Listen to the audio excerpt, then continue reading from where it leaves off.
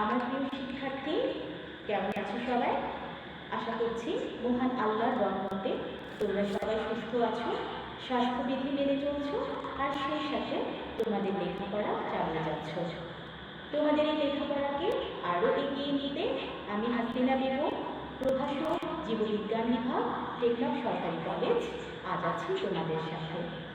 প্রিয় শিক্ষার্থী, সারা পৃথিবী আজ এক ভয়াল মহামারীর প্রকোপে স্তব্ধ, দিশেহারা। স্বয়ং মহান আল্লাহ জানেন কবে ঘটবে এই বিদ্রোহ। তবু আমরা আশাবাদী, আবার পৃথিবী হেসে উঠবে তার আপন রূপে। আমরা ফিরে পাবো জীবনের ছন্দ। তোমাদের পদচারণায় আবার মুখরিত হয়ে উঠবে কলেজ প্রাঙ্গণ। এসো একটি ছবি দেখি।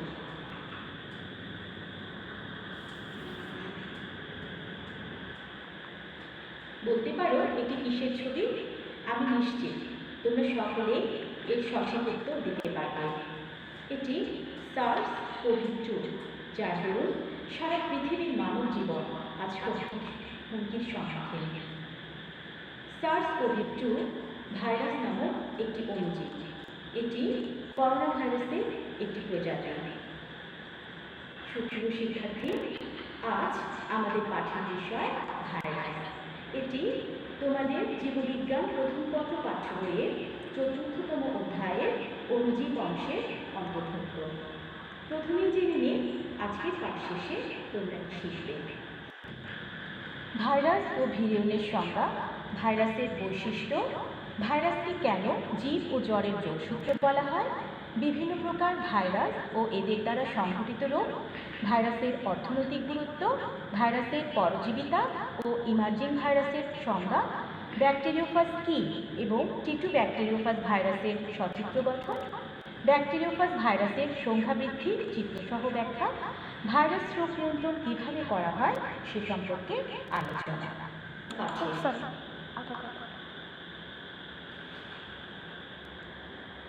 চলো যাই পাঠে।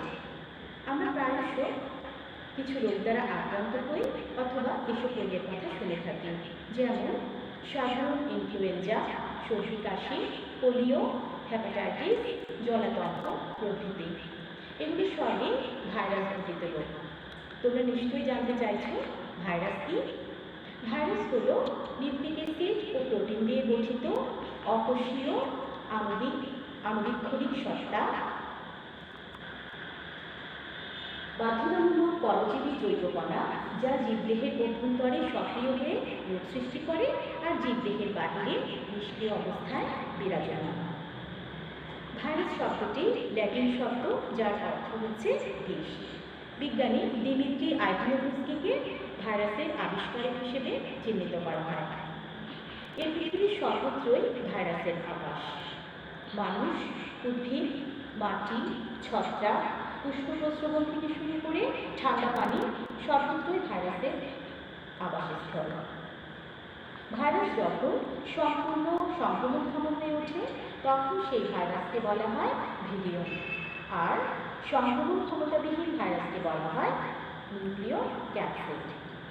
এখন ভাইরাসের সংজ্ঞা থেকে আমরা ভাইরাসের বিশেষ কিছু বৈশিষ্ট্য সম্পর্কে জেনে নেব। প্রথম বৈশিষ্ট্য, ভাইরাস নিউক্লিক অ্যাসিড ও প্রোটিন দিয়ে গঠিত। ভাইরাস দুটি উপাদানে গঠিত, অন্তঃস্থ নিউক্লিক অ্যাসিড, এটি হতে পারে আরএনএ, হতে পারে ডিএনএ, আর বহিঃস্থ প্রোটিন দিয়ে ভাইরাস গঠিত। প্রোটিন দিয়ে ঘেরা ভাইরাসের নিউক্লিক অ্যাসিডকে বলা হয় ক্যাপসিড, আর ক্যাপসিডের প্রত্যেকটি সাব ইউনিটকে বলা হয় ক্যাপসোমিয়ার।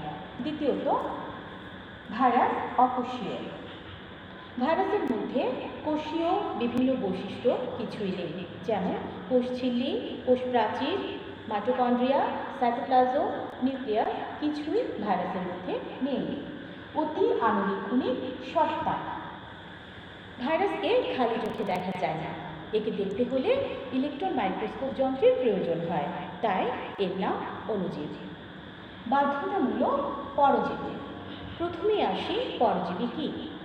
যেসব জীব তার জীবন ধারণের জন্য বংশবিস্তারের জন্য বা আশ্রয়ের জন্য সারা জীবন অথবা জীবনের এক বা একাধিক পর্যায়ে অন্য জীবের উপর নির্ভরশীল হয় এবং বিনিময়ে সেই জীবকে অর্থাৎ পোষককে মেরে ফেলে বা তার ক্ষতি করে, তাকে বলা হয় পরজীবী। ভাইরাস একটি বাধ্যতামূলক পরজীবী, কারণ তার সংখ্যা বৃদ্ধির জন্য অবশ্যই তাকে একটি সজীব কোষের আশ্রয়ে থাকতে হয়। ভাইরাস জীবদেহের অভ্যন্তরে সক্রিয় হয়ে রোগ সৃষ্টি করে, জীবদেহের বাহিরে এটি নিষ্ক্রিয় অবস্থায় বিরাজমান, অর্থাৎ জীবদেহের বাইরে একটি রাসায়নিক কণার মতোই পড়ে থাকে। আরও কিছু বৈশিষ্ট্য সম্পর্কে আমরা জেনে নেব।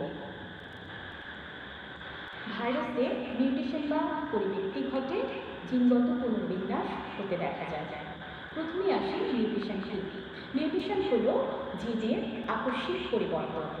জিন হলো জীবদেহের বংশগতিক, গঠনগত ও কর্মগত একক। জিন ক্রোমোজোমস্থ ডিএনএ অণু একটি সুনির্দিষ্ট অংশ।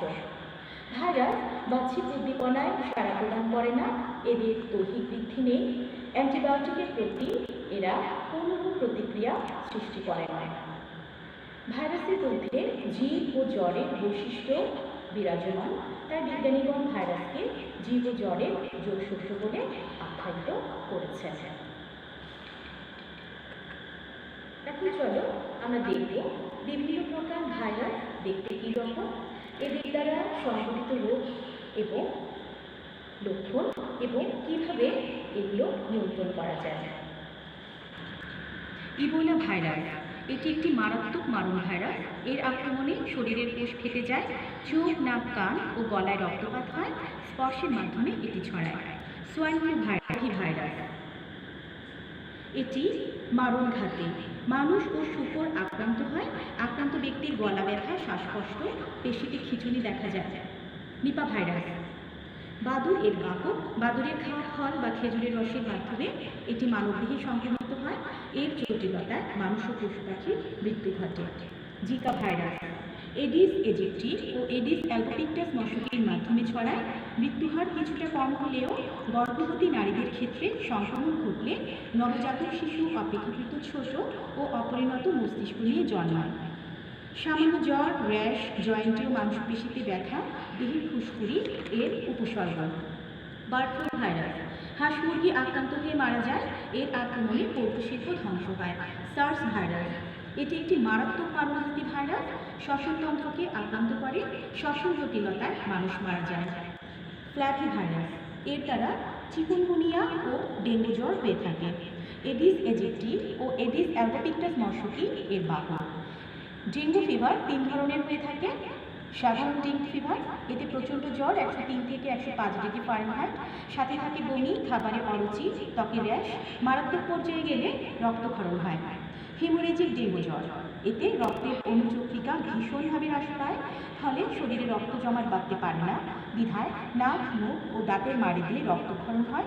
সঠিক চিকিৎসা না হলে রোগী মারা যায়। ডেঙ্গু শক সিন্ড্রোম খুবই মারাত্মক, এক্ষেত্রে হিমোকনসেন্ট্রেশন হতে দেখা যায়। যেহেতু মশায় এই ভাইরাসের বাহক, অর্থাৎ মশার কামড়ে এই ভাইরাস মানুষ থেকে মানুষের দেহে যায়, তাই মশার আবাসস্থল ধ্বংস করা এবং প্রতিরোধ করাই হচ্ছে এর প্রধান পদক্ষেপ। SARS-CoV-2 এটি করোনা ভাইরাসের একটি প্রজাতি। এটি মারাত্মক ছোঁয়াচে রোগ, হাঁচি, কাশি ও স্পর্শের মাধ্যমে ছড়ায়।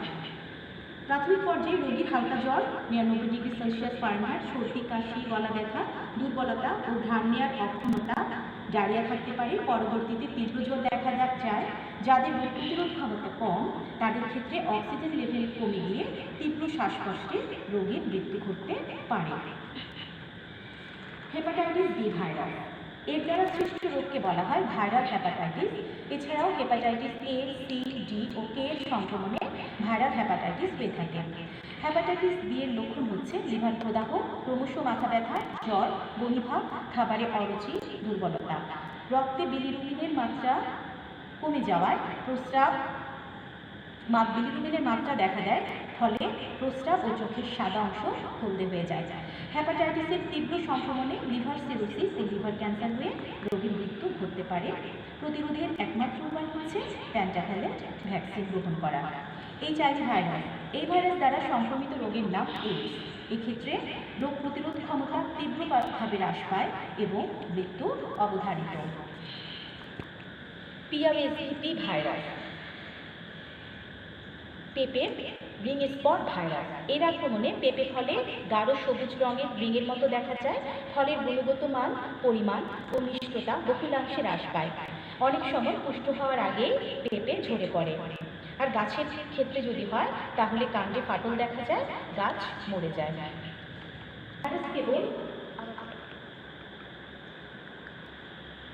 ভাইরাস কেবল রোগ সৃষ্টির মাধ্যমে অপকারী করে যায় তাই নয়, ভাইরাসকে ব্যবহার করে এর থেকেও আমরা উপকার নিয়ে নিতে পারি বা নিয়ে থাকি।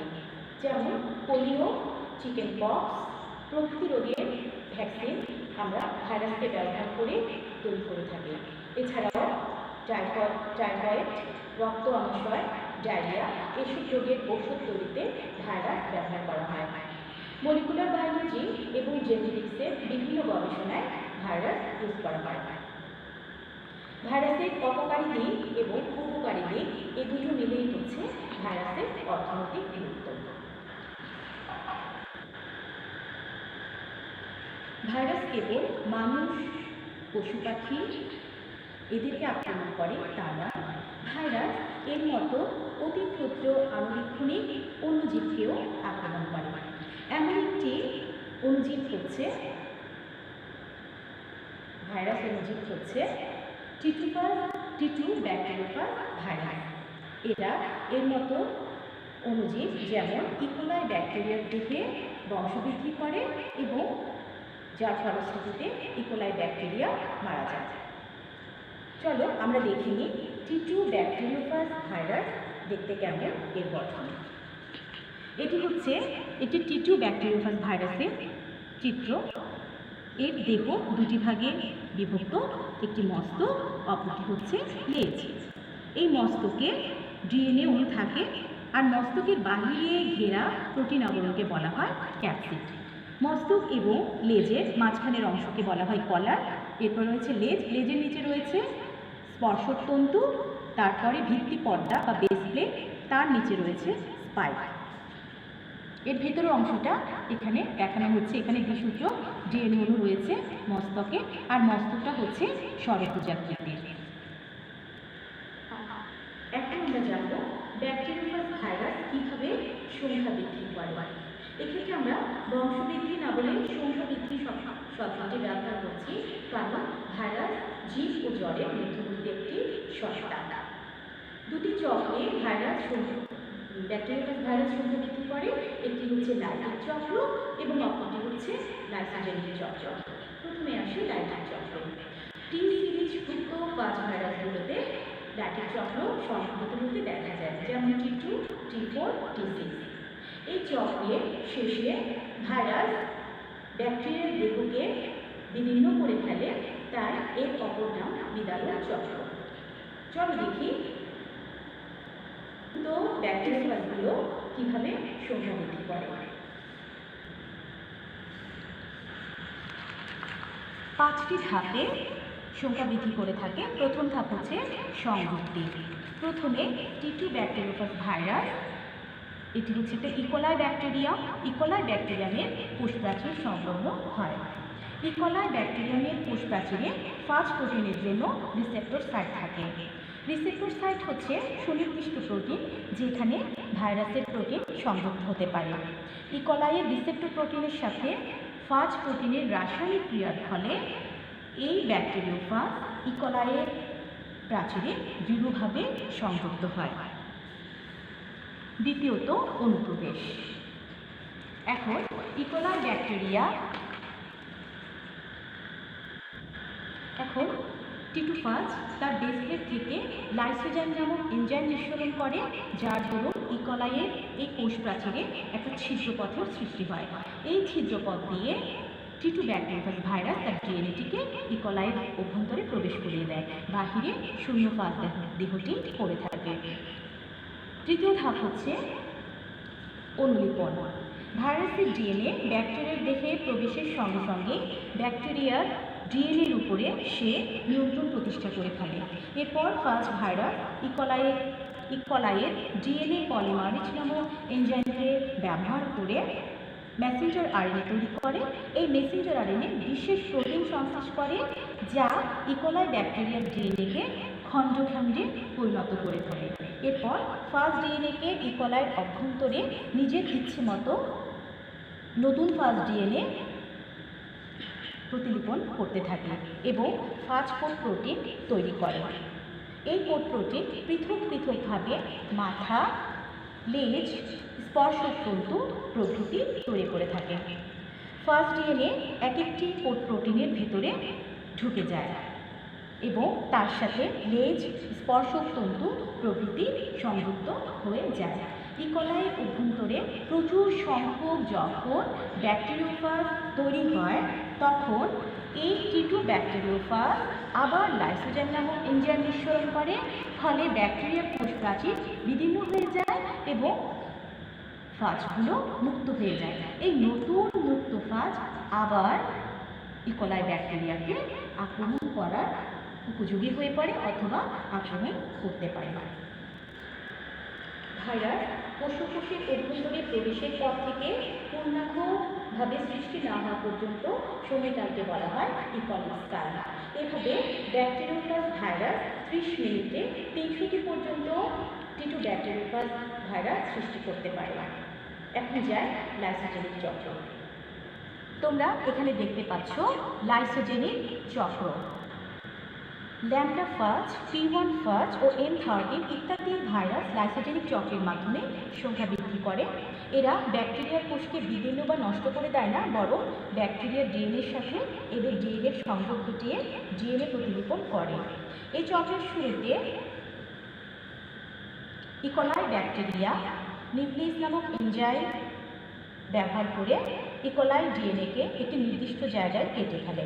এবার ইন্টিগ্রেজ এনজাইমের প্রভাবে ভাইরাসের ডিএনএটি এই ব্যাকটেরিয়ার ডিএনএর সাথে সংযুক্ত হয়ে যায়। এই সংযুক্ত ডিএনএটিকে বলা হচ্ছে প্রোফাজ। এরপরে দ্বিবিভাজনের মাধ্যমে ইকোলাই ব্যাকটেরিয়া যখন সংখ্যা বৃদ্ধি করে তখন ইকোলাইয়ের ডিএনএর সাথে সাথে ফার্স্ট ডিএনএরও সংখ্যা বৃদ্ধি পেয়ে থাকে।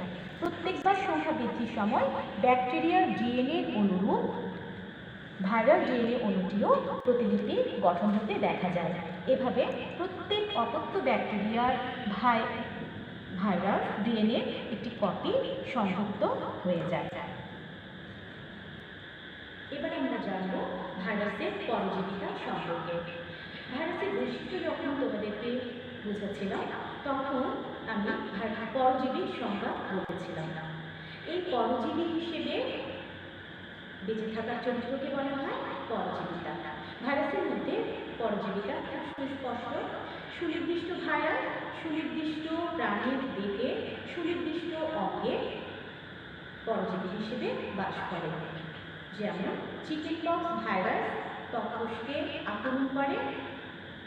সাধারণ সর্দি কাশি, ইনফ্লুয়েঞ্জা, বিশেষ করে এখন যেটা ঘটে যাচ্ছে কোভিড-19 রোগ, এটি কোভিড-19 যে ভাইরাস SARS-CoV-2 এটি আমাদের শ্বসনতন্ত্রকে আক্রমণ করে, কারণ আমাদের শ্বসনতন্ত্রে তাদের জন্য রিসেপ্টর রয়েছে।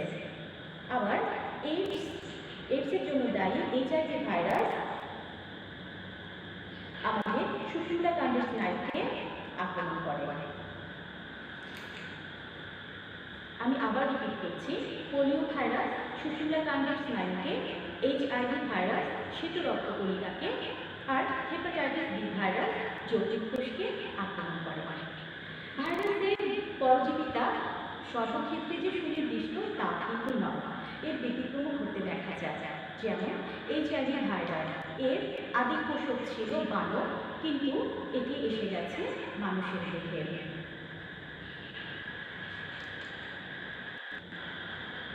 ইনফ্লুয়েঞ্জা ভাইরাস অর্থাৎ সাধারণ সর্দি কাশি, এর আদি পোষক ছিল পাখি, কিন্তু এটি এখন বর্তমানে মানুষের মধ্যে সংক্রমিত হচ্ছে। এই যে কিছু কিছু ভাইরাসের আদি পোষক ছিল একরকম, বর্তমান পোষক হয়েছে আরেক রকম। এরকম আদি পোষক থেকে যারা তাদের পোষক দেহ পরিবর্তন করে ফেলেছে সেই সব ভাইরাসকে বলা হয় ইমার্জিং ভাইরাস। এখন আমরা জানব ভাইরাস রোগ হলে কীভাবে তার প্রতিকার করা যায় বা ভাইরাস রোগ কীভাবে নিয়ন্ত্রণ করা যায়। দুটি উপায় রয়েছে, একটি হচ্ছে ভ্যাকসিনেশন আর দ্বিতীয়টি হচ্ছে ইন্টারফেরন। ভ্যাকসিনেশন হলো ভাইরাসের খুব কম সংখ্যক ভাইরাসকে আমরা শরীরের দেহে টিকা হিসেবে প্রবেশ করিয়ে দিই, ফলে শরীরে সেই ভাইরাসের বিরুদ্ধে অ্যান্টিবডি সৃষ্টি হয়। পরবর্তীতে যখন বেশি মাত্রায় সেই ভাইরাস আমাদেরকে আক্রমণ করতে আসে তখন সে আর আক্রমণ করতে পারে না। আর ইন্টারফেরন হচ্ছে অ্যান্টিভাইরাল ড্রাগ। প্রিয় শিক্ষার্থী, আমরা আজ পাঠের প্রায় শেষ পর্যায়ে এসে গেছি। আশা করছি তোমরা সারাটা পাঠ জুড়ে মনোযোগী ছিলে। এখন তোমরা বাসায় এই বিষয়টা, এই অধ্যায়ের ভাইরাস বিষয়টা পড়বে, আবার পড়বে। এরপরে তোমাদের জন্য আমি দুটি সৃজনশীল প্রশ্ন রেখেছি।